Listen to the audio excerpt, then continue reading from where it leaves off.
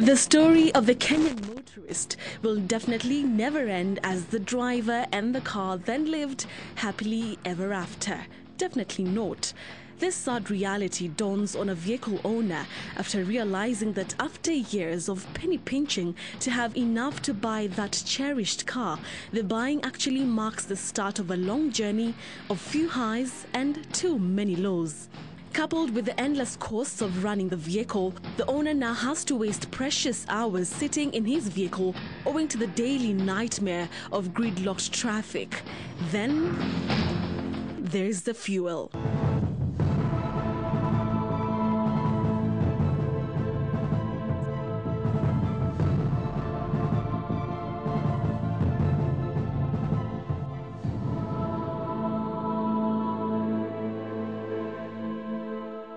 Welcome to this edition of Autoworld. Now, of course, you have been feeling the pinch of the high fuel prices. But tonight on Autoworld, we introduce to you a gadget that is actually set to reduce your fuel consumption by a reasonable percentage. As to what it is and how it works, let's find out more. Now we know that prices at the pump went up by 2 shillings for petrol on Monday last week, making the bad news worse for the struggling motorist. Could there be a way out? Meet Simon Sharp, a vehicle engineer who has been in the business for many years. He deals with vehicle mechanics and diagnostics, and he is the man behind this gadget, the Unichip. A device that he claims can reduce your fuel consumption by about 18%. Okay, the Unichip is a universal device that works on any car which has electronic energy management, whether it's petrol, diesel, a manual gearbox, automatic, and it allows us to modify the settings of the engine management system to suit our requirements. So whether we want more performance, more economy, speed limiters, delimiters, whatever the customer's requirements are, if they would like something different, then we're able to do it with a Unichip. In simple terms, this means that the Unichip is a computer integrated into your vehicle's engine system. He says the result is the ability to optimize a vehicle's engine for a wide range of operating needs and conditions, which include increase in power or fuel economy. Well, at his garage, he showed me how the Unichip can be quickly installed in a matter of minutes. This is the Unichip that we're adding. We've made our harness, which allows us to connect into the original wiring harness that goes to the computer.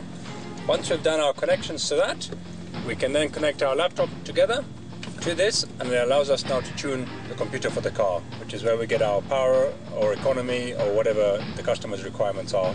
But doesn't the vehicle lose power when one reduces fuel consumption?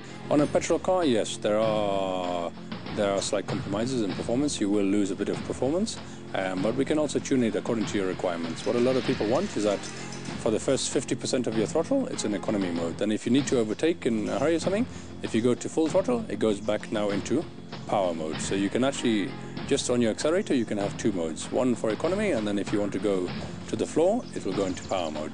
But you can't then expect, if you sit with your foot flat on the floor all the time, that you'll get economy. So the driver also has to be a little bit disciplined. But you should know the gadget doesn't come cheap. It goes for about 80,000 shillings. It is a lot of money, but the thing is, once you bought a Unichip, it can stay with you for the rest of your life. So if you start off with a Toyota Corolla, and now you decide you want to go to let's say a Hilux, you take the same unit out, we change the software, and you put it into your new car. So the same unit will work in any car that you own, we just change the software. So it will, for the next 20, 30 years, you will keep that same device. So every car you buy, you put it into, you will get a saving. However, if you think the Unichip is not for you, then here are some of the tips you can use to stretch as many kilometers as you can from a liter of fuel. Drive gently. Don't accelerate like you're in a drag race. Also, avoid foot braking as much as possible, but within reason.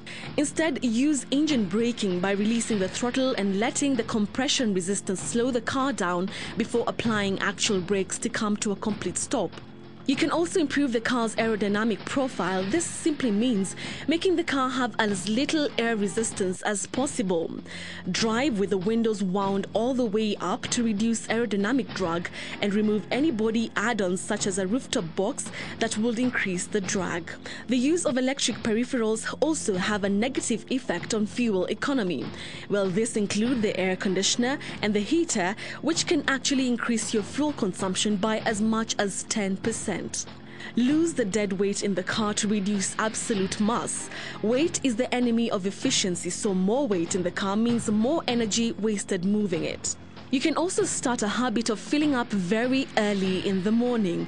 The low temperatures mean you get a high density of fuel. Well, this is because the fuel pump dispenses fuel by volume, and yet the vehicle uses fuel by mass.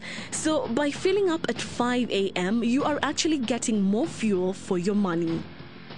Well, these are just some of the practices you can try out if your experience at the pump site borders on a nightmare. Join me, Betty Kyallo, next Sunday for more of Autoworld.